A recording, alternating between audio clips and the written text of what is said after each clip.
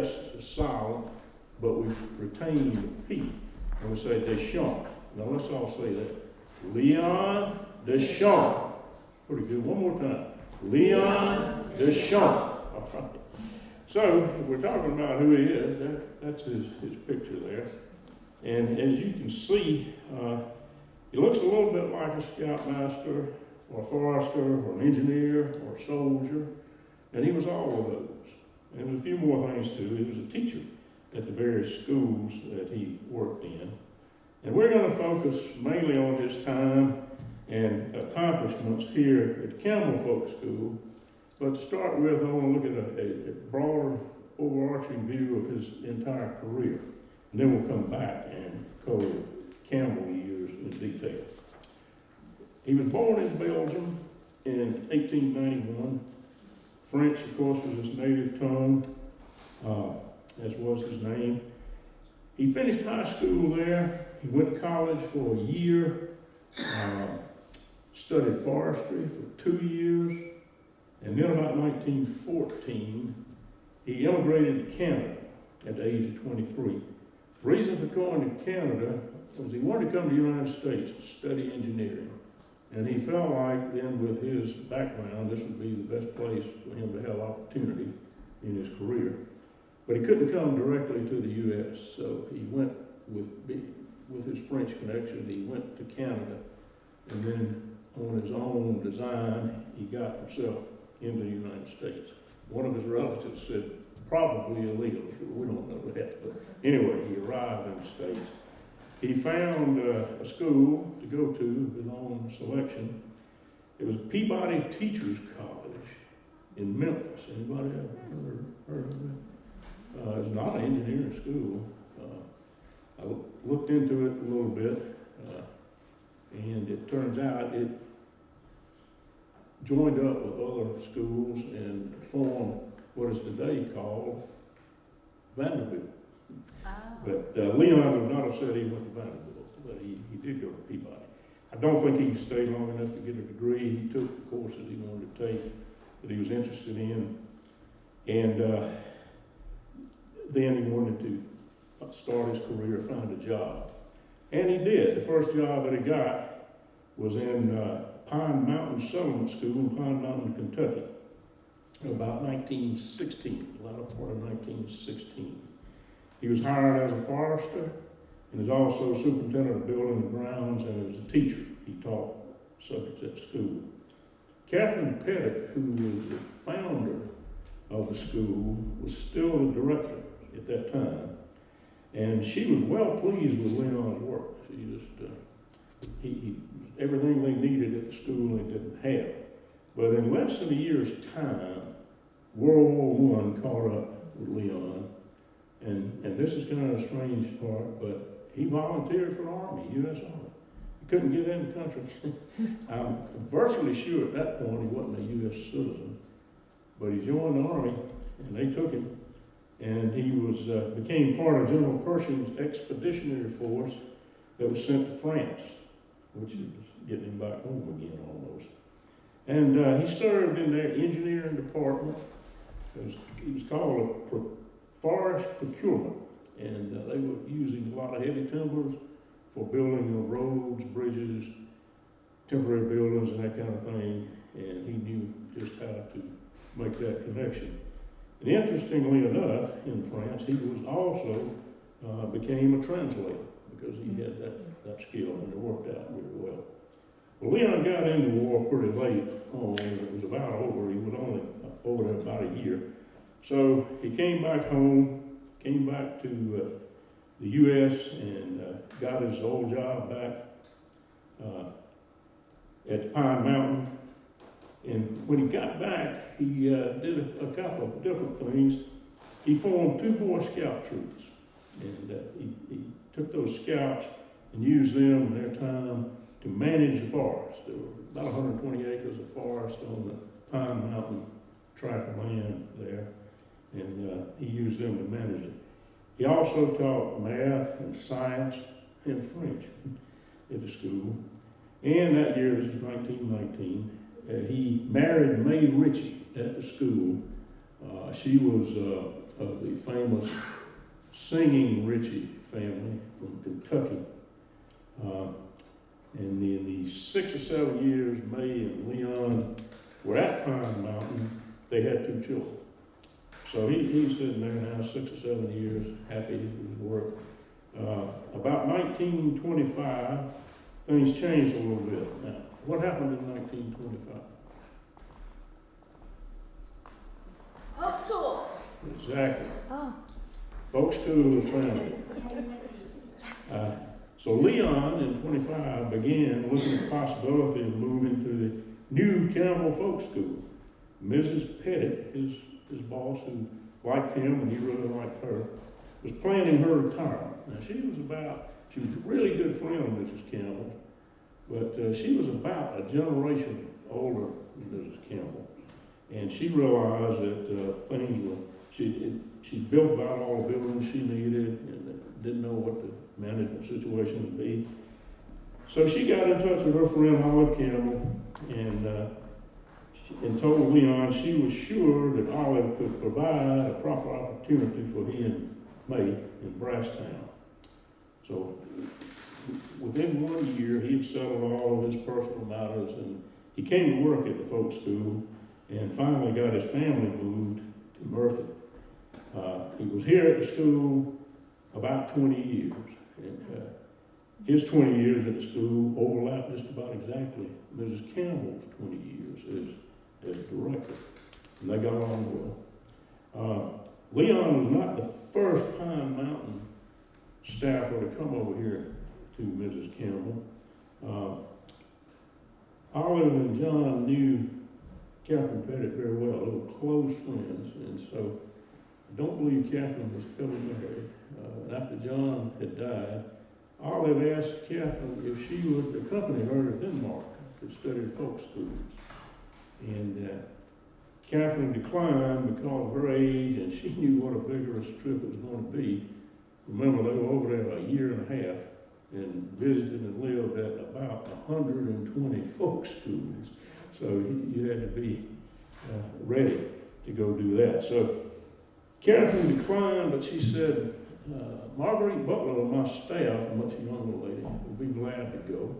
And so that did in fact take place, and they put Marguerite with Mrs. Campbell, and they maintained their relationship right all up to founding the folk school. Now, Marguerite knew Leon and May at Pine Mountain when they were there at the same time, so there were a lot of connections there. All right, let's check one other thing here. So we got Leon at the folk school, about to begin his work, about 1925. We'll skip ahead over the folk school time now and then go to his third and final school that he worked at. So in 1944, Mrs. Campbell was beginning to plan her retirement after 20 years of directing the school, which is, as we said, the same 20 years Leon was here. And she sent the Deschamps over to Swannanoa, outside of Asheville, to the Warren Wilson College. John and Olive were very closely related with Warren Wilson in the early days, and so she sent Leon and May over there with a heavy endorsement, and so they moved over there. Leon became, just like he was here in Pine Mountain, he did very good work. He continued to design and build buildings. Several of them still in service, over there today. All right, back to getting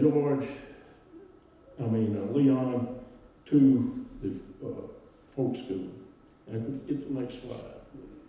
Yeah, all right. This slide is dated 1926, and that's probably about right.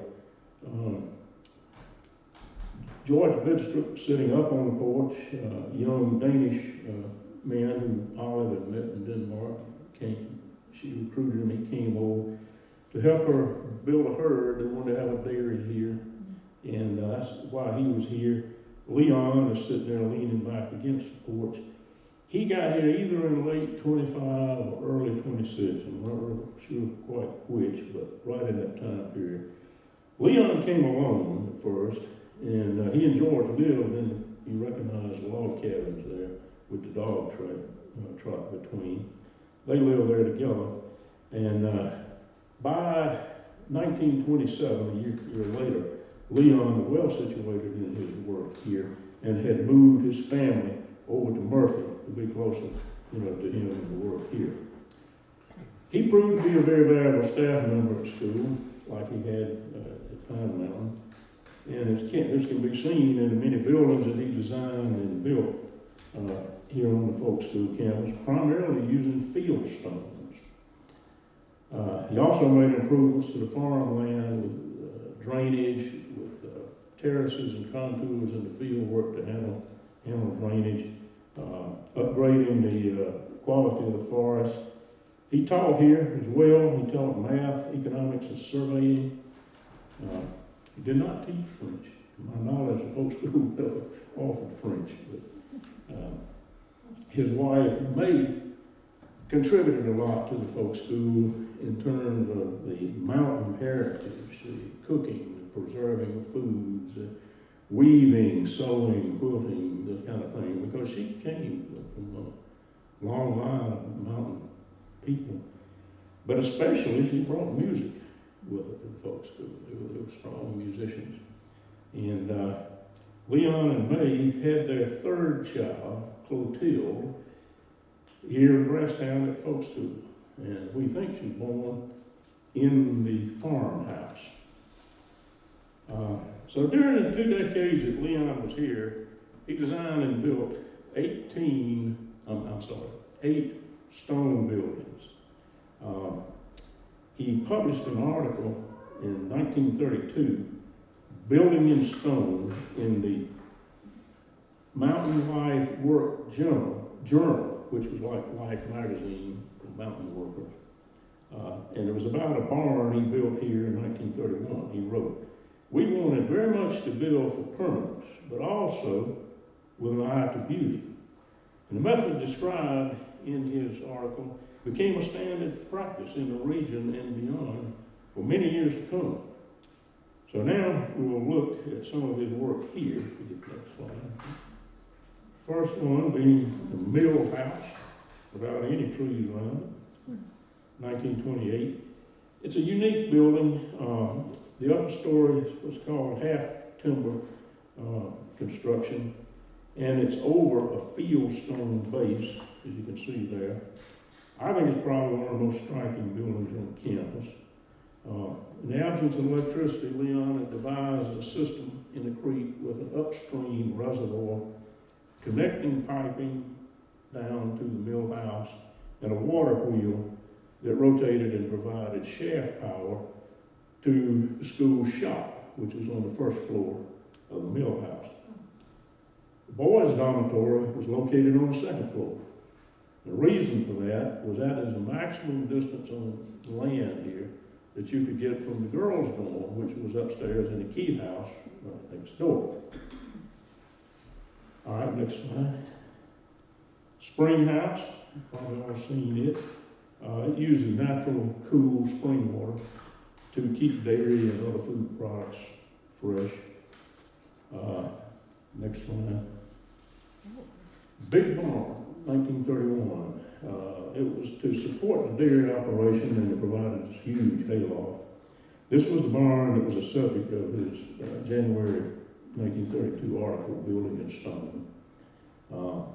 On that barn, there are ornamental symbols cast in the mortar between the ground floor windows. And if you go down there today, you can still find some of those, but it was just an amount of ornamentation he'd like to add to the work. We'll see that in some of his other work here too. Today, the building is still in need of some repair, but the school just finished a successful fund drive to put a new roof on it, and we're within just a week or two of starting, right? Next slide. Milking barn, 1931. You recognize that picture there, I'm sure. It's also a classic half-timber construction. It was a dairy barn until the mid-1970s when the school ceased to operate the dairy. Leon carved ornaments in the timbers between these windows and over the side door as well. In 1980, it was repurposed as the Francis Whitaker blacksmith shop and still is today. Next slide.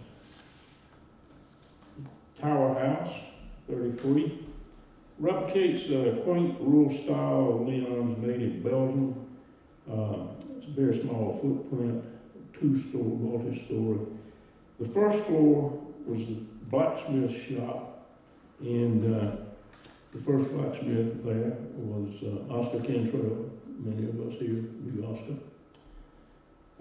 Upstairs, the second floor, was living quarters of the chief herdsman. Now, George Bidstrup was brought here as the head herdsman, but this is 7 years after George got here, and I think George had probably moved up into administration a little more than just being a herdsman. I don't think he ever used the Tower House as his residence, but most of us know the first guy who did, and it was Monroe Wilson. Most of you, a lot of you knew Monroe. Interestingly, Ellie Wilson, his wife, years later, and I just saw a copy of her book laying open in the office a few minutes ago. She describes her year here at the folk school as like what we call a work study today, and she became very interested in Monroe at that time. And she says she loved going upstairs to Monroe's room where they made hot chocolate. And years later, when she wrote that book, and I had a signed mine, I quizzed her about that, and I said, "Come on now, you going up there with more than just hot chocolate." and she blushed. And I think that's the only time I ever saw her blush. She was a lady that made others blush. But anyway, that's work. Today, the Tower House is office space, and T-Claus, a minute or two ago, but I think he's gone. That's where his office is. Okay, next slide. Mill House, make sure I'm in the right place. Mid-1930s, this was designed as a duplex for staff couples housing. It has an iron railing by Oscar Cantrell. Leon carved the wooden panels around the windows and the doorways.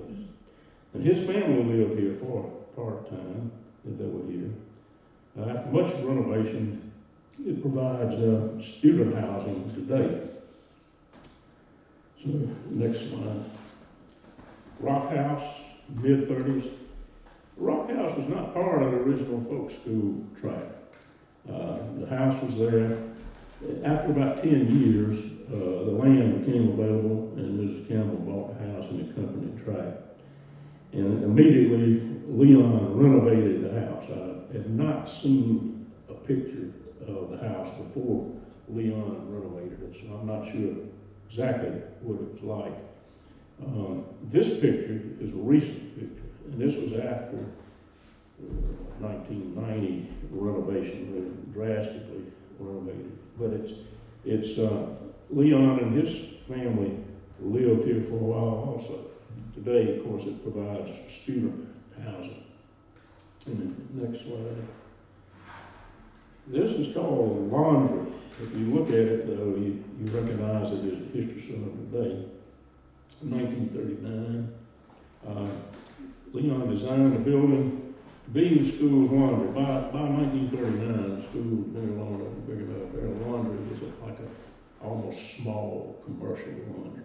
A lot of water, a lot of wastewater. So he designed an accompanying wastewater pond to collect and hold and let the water seep away without making a big wash back there behind the building. Later, he added on to it, and it was the weaving room. When I first came here, I remember it being the weaving room. The weaving had been done on the first floor over here in the Keith house, over in the corner, sort of near where Darcy's office is, back in there. It didn't have all those partitions and everything. So they moved the weaving room down here, and it stayed there for a long time. Later, it served as a gift shop. When I first got here, the gift shop was right inside the office where the copy machine is. And it was that little cubby hole and maybe the next two offices down. And that, during some period, got moved. And so it went to the first floor of, I'm going to call it the History Center.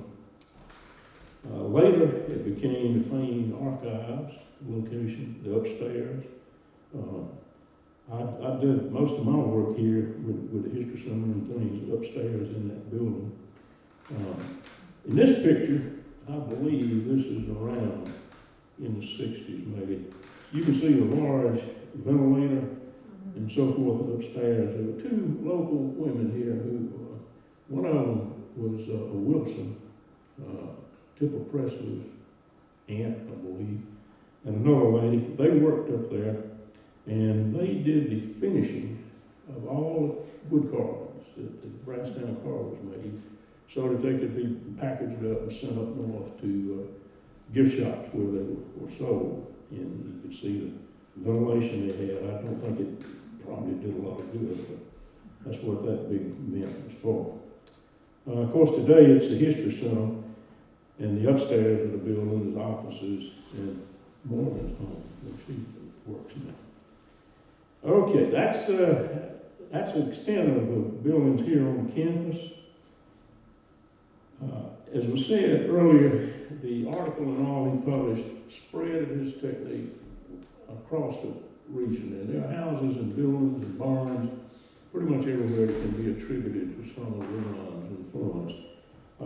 We wanted to take a look at 4 houses just off campus here. And so Susanna and David and Martha went 2 weeks ago around and took some pictures. And we'll look at them now. We'll get the next slide. Yeah. This is up Harshaw Road right out here, about a mile. They're on the left and the right. They're 2 houses just opposite each other. They're called Garringhelly houses. That's the name of the person that built the first 2. I'm sure there's an interesting story there. I don't have it, and it doesn't really matter. I spent the night in this one time. Marilyn was offered a quilting retreat, and I had my daughter Katie with me, and a couple of the staff people who lived here lived up there, and Katie and I spent the night up there in that house. Well, right across the road is the other one, next slide. And that is the other Garringhelly house, and if you look on the porch leaning against the railing, that's Esther. I knew her as Esther Hyatt. Today she's Esther Manchester. She was a director here when I first came in July of '78. And she has maintained her health and activity very well over the years. And you see her standing there 2 weeks ago at the age of 95. I think she's just 90, isn't she? It's in the 90s. Someone said 95. I don't know. Anyway, that's Just turned a big number, but I don't think. That's where she lives, and that's 90. that's her house. So those are the Garringhelly houses.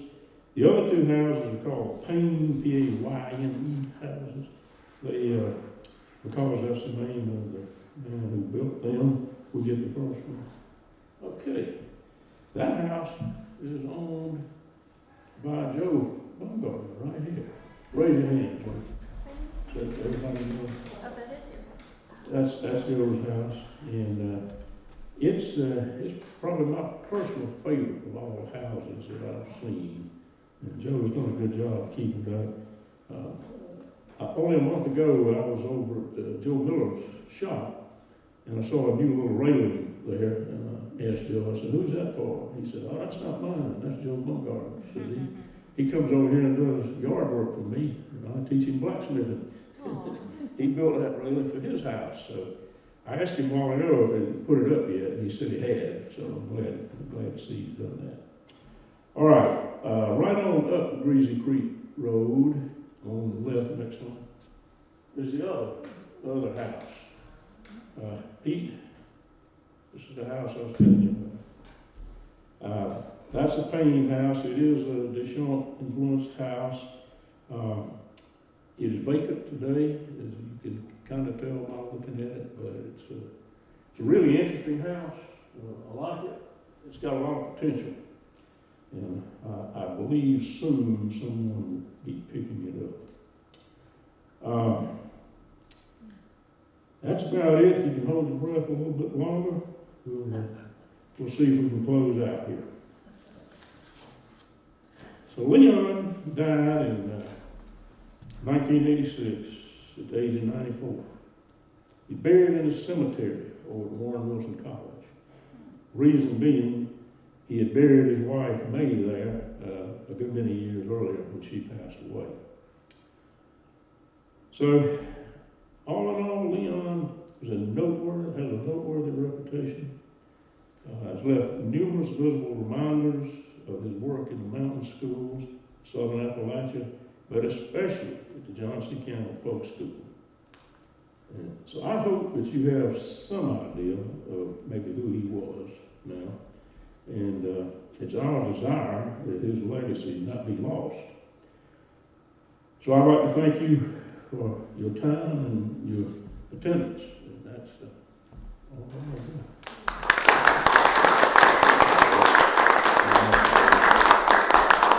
I'd like to recognize Susanna Pyatt, who couldn't be here, she was sick. She arranged all these pictures for me, and then she and Martha and David went out 2 weeks ago and took those last 4 to get those in. Darcy has been nice to put together this series of talks. I appreciate that, and the hospitality shown up here. Again, we're just excited to be here at the Folk School in the 100th anniversary. A long time ago when I first started coming, I wondered if I would even be alive when the 100th got here. Yeah, I'm getting close. It's getting pretty close. It's pretty exciting. John's been interested in Leon all his life, all his knowing life of Leon. Anything you want to come up and share with us? Come on. Can you go back to the Rock House Library? Rock House, sure we can. Roll on back. Just go backwards. Whoa. It's right there. Yeah. So I don't know when that was taken, but Well, that's fairly recent. very recent. It would be after 1990, Yeah. probably a lot after that, probably 2000. So in the foreground, that big spreading tree is a mulberry, and it is an everbearing mulberry. It's unusual. Most mulberries you see have a big flush of fruit in late May, early June. This one keeps bearing fruit all summer, and somewhere around like 2015, I got a call out of the blue from a guy who worked with the North American Fruit Explorers. And he had been doing some research over in Johnson City in the TVA archive and ran into these letters about the folk school and a tree planting project that was happening in the mid-30s. And we think it was all in the area around Rock House. They planted all kinds of nut trees. There was a whole list of black walnuts, which there's still a bunch of black walnuts there. There are filberts that are down on the Rock House Road, the lower road below Rock House. And Persimmons that over mulberry, there he too, was right? real interested in that mulberry because it's evergreen. And there were 2 possible varieties. They grew them out and kind of figured out which one it was.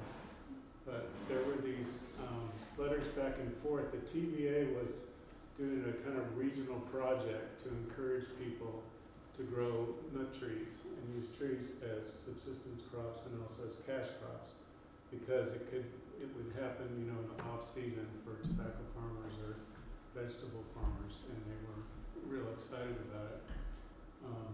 And so they planted this as a demonstration, and the letters indicated they didn't have as good a luck as they hoped to, probably watering and getting trees started. And I think you can see from his chronology that Leon was pretty spread out. He was building all these rock buildings and also, running the forests. He engineered the water system. He figured out how to get water from the reservoir above the mill house to the third floor of the Keith House.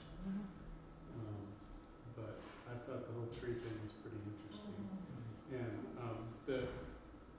the scion for the mulberry ended up in the hands of a gal named Eliza Greenman, who's worth looking up. She has a bunch of YouTubes.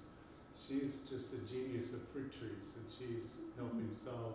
She's like a fruit explorer. She goes and finds unusual fruit trees and brings them in and cultivates them. And she's been figuring out how to have pigs coexist with fruit trees, because the pigs can help with pest control. When the larvae of the Punkerculio gets in the ground, the pigs take them out, and it helps the trees. So it's pretty cool that that tree is kind of on the radar of some interesting people doing interesting work. I have a question.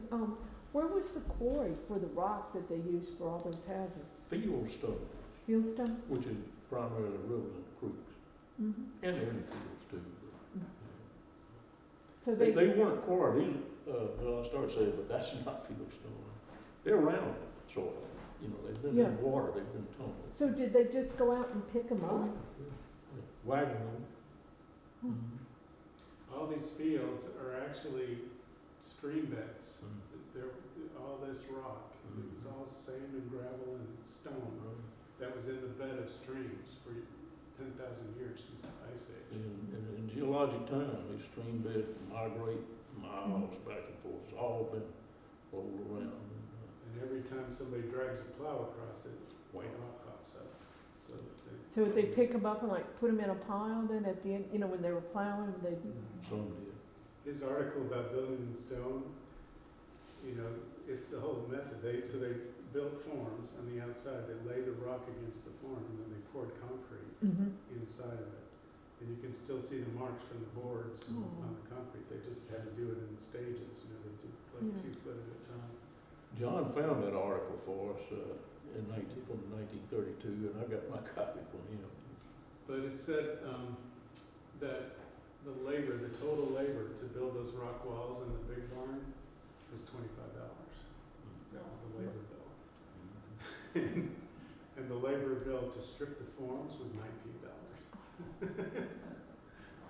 But I think they made use of a lot of the people who had pledged, you know, Days of work.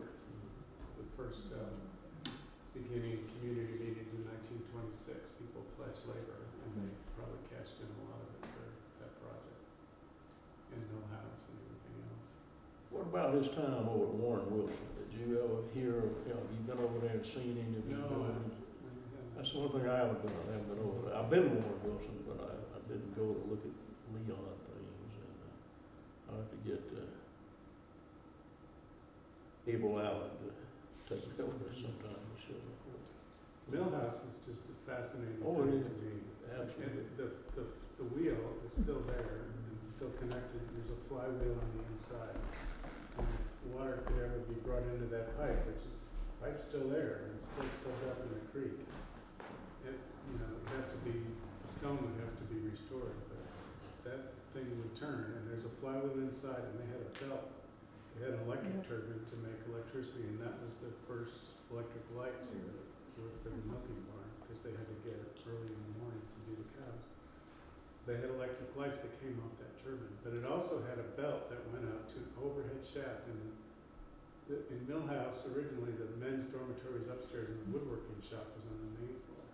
So they had a belt and a shaft going, and they could have drop belts off that main shaft to run the drill press and the bandsaw and the jigsaw and whatever else they had. And he designed all that? I'm sure he was a big part of it. Yeah. There wasn't anybody else to do it. He was the resident genius. So I had a question about when the wheel quit turning, because I came here in '78 to take blacksmithing from Oscar Cantrell, and his assistant then was Jim Cropeland, and the wheel was still turning. You just had to turn the brake in the creek, Little Brasstown Creek, and it would start moving. The water would start flowing, and the whole wheel would still work. And it was.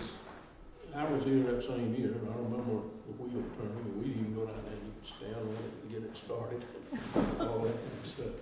For safety reasons, sometime not too long after that, it was, they put a spike or something in there so people wouldn't get hurt.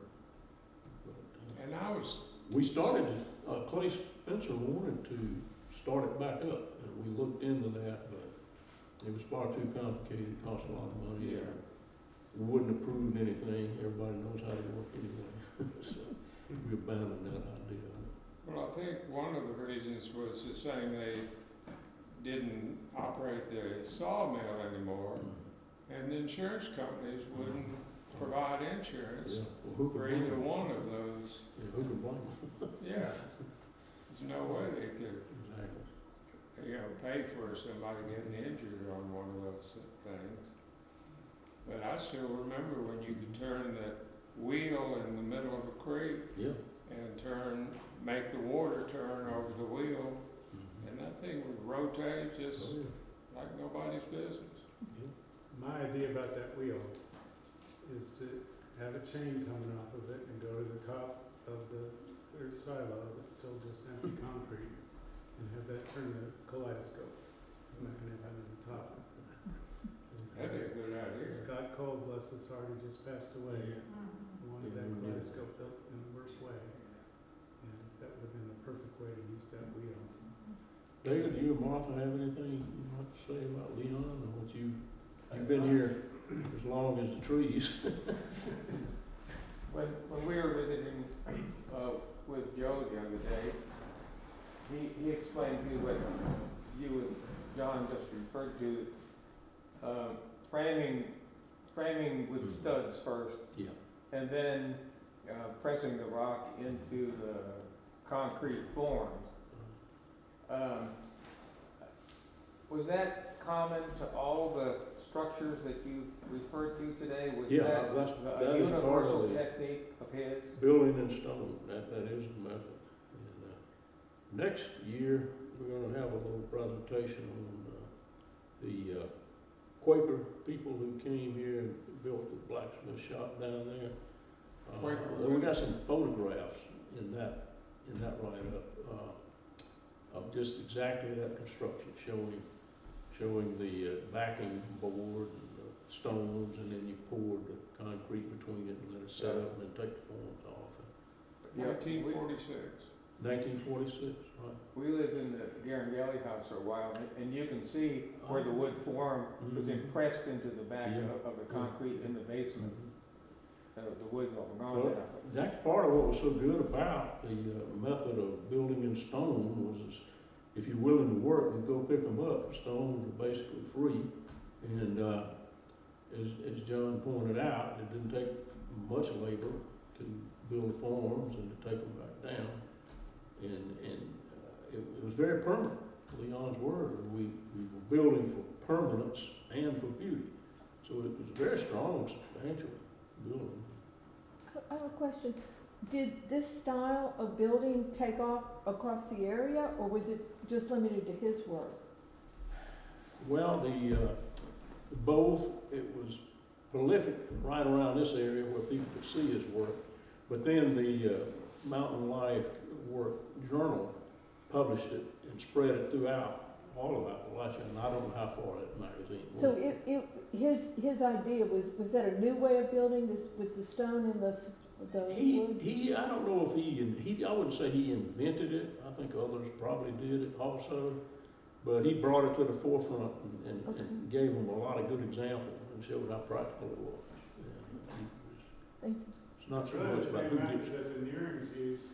Scott and Nearing were famous for their books about homesteading. Mhm. In Vermont and Maine, they did the Oh. same thing with the Mm. farms. Yeah.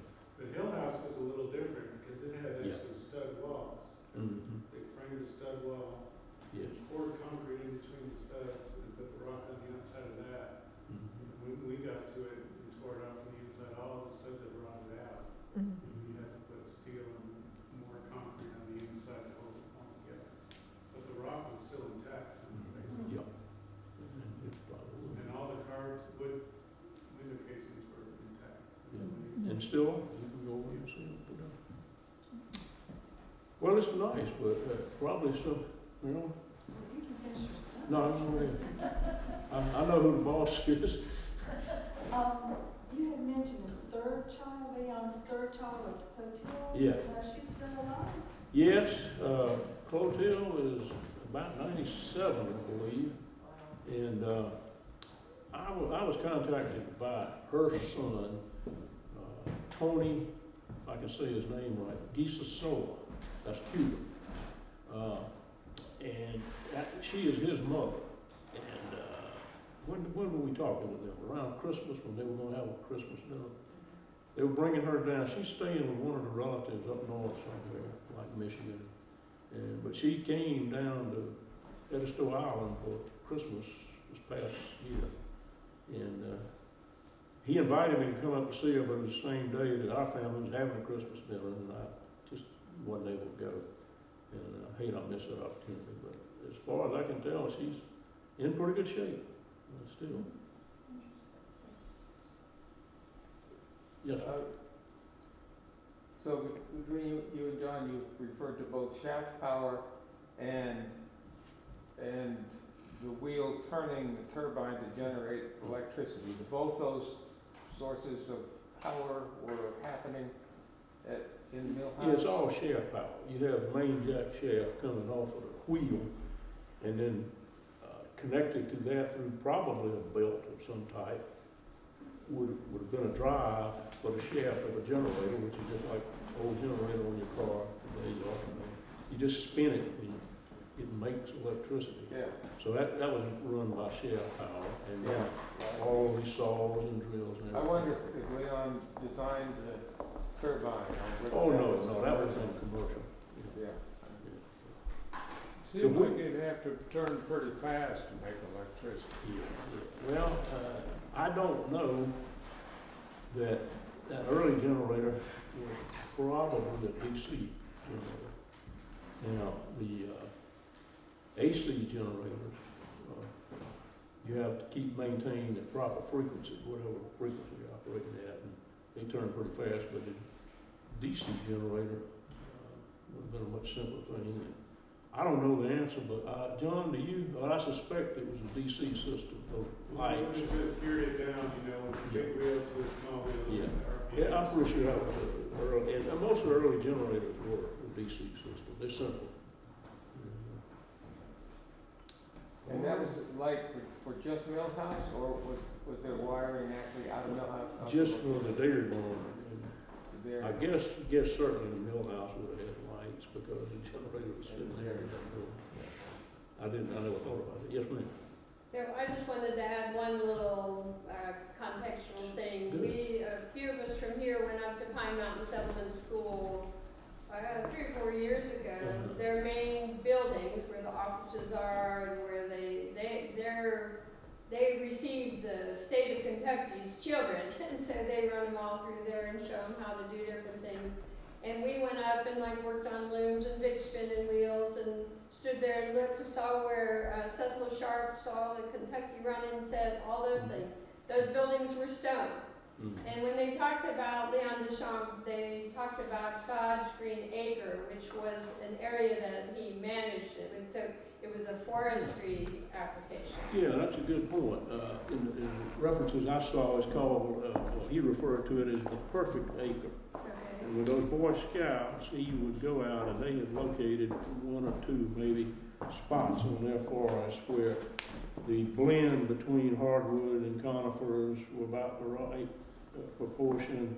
The size of the trees, right mix of large mature trees and small ones coming up. And they would pick a perfect acre and work really hard on that acre to keep it that way. And I believe he established a perfect acre here somewhere on the campus. We didn't have as much forest land as they did, but we had a lot more we have now. And there probably was, we were upward of 300 acres here. We probably had 50 acres or more for us here. And I believe that he had designated a perfect acre here to work to. If it's not perfect now, you just work toward it with these things. That's how he taught forestry principles. So it's a good point. I'm glad you brought that up. What was super interesting about that is they have whatever you call it, registered in the historic register or something, and Okay. I don't remember how big the piece of land, I felt like it was 1,000 acres, but I don't remember numbers, so it was a big piece of land that couldn't be touched. And so it is God's green acre, there is everything growing, and up and down the road are the coal trucks. Oh. So it's, yeah, for somebody like me, it was, Contrast, isn't it? yeah. Yeah. Well, sad but happy, yeah, Yeah. but sad but happy. It's just interesting. Thank you, I think Rooney. we should adjourn. Okay, thank you.